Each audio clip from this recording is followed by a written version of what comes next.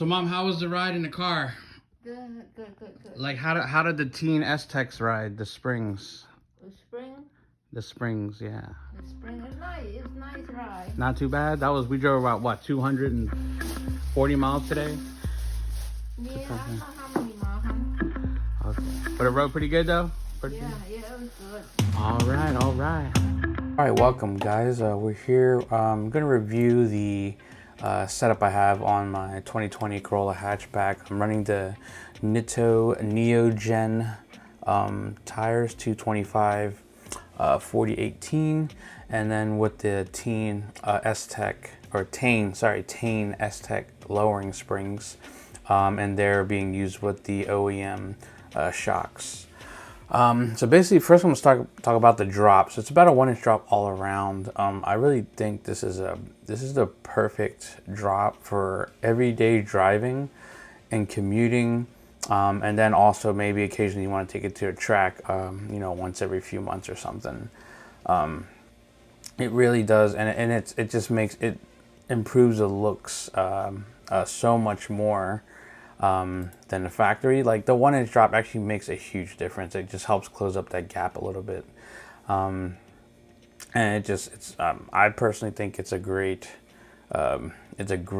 perfect look for me, honestly. Because I mean, obviously I love slim cars, but when it comes to being practical, you don't want something slammed. You want something that's decently low, but not, you want to have room for just air, just in case. You never know what can happen. So next, I'm going to talk about ride quality. So the ride quality, I would definitely give this, it's definitely a 4 out of 5 for me. It's definitely not going to be like factory. I mean, the factory will always be optimal and probably the smoothest. And then once you start to alter that, it will change. Compared to the factory, it's not perfect, but overall it's pretty good. You will notice the bumps more, and the combination of lowering the car and going with the lower bigger wheel and tire setup. You're not going to have as much rubber on the wheels, so you're going to feel much more bigger difference as far as ride comfort. If I had a 16-inch wheel that came factory, I have a lot more sidewall, whereas now you're eliminating almost probably, let's say 2 to 3 inches of sidewall now, going to a I guess 2 inches, because you're going to an 18-inch wheel instead of a 16. So keep that in mind, that you will sacrifice that ride comfort. But it is definitely worth it, because it's definitely better steering response. The car looks better, and it still absorbs the regular road driving conditions pretty good. Like I said, my mom, when I first got this setup, took a road trip with my mom to Pennsylvania. Coming from Maryland, it's about a 2-hour drive each way, and it was perfectly smooth. We were able to just cruise there and cruise back same day, and she loved it. So I'm gonna talk about the noise now with this setup. Definitely louder now since since upgrading to the larger wheels. You just hear more road.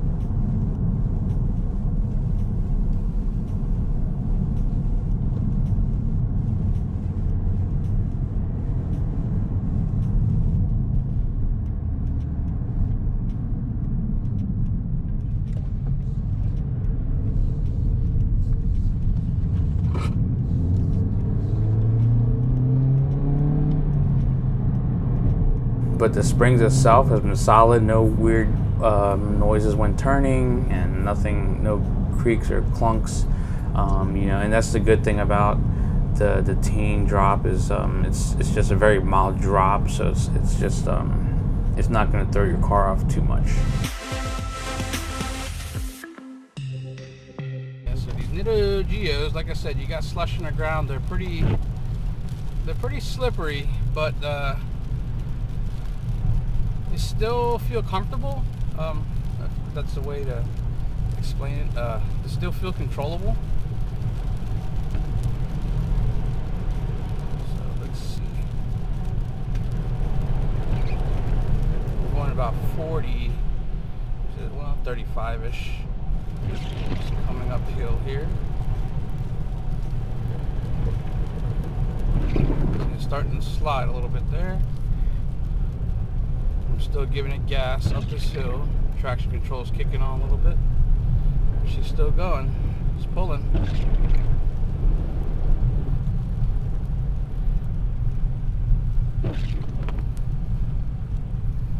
Not too bad, not too bad. Pretty good so far.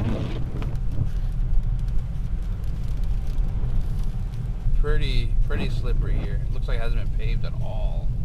Or in a while at least.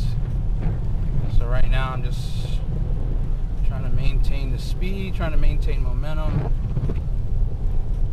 Going about 40-ish or so. Just kind of laying on the gas to kind of keep it controlled. Here we go, got a little grip here, it's a little wet. Just keep my traction control off still.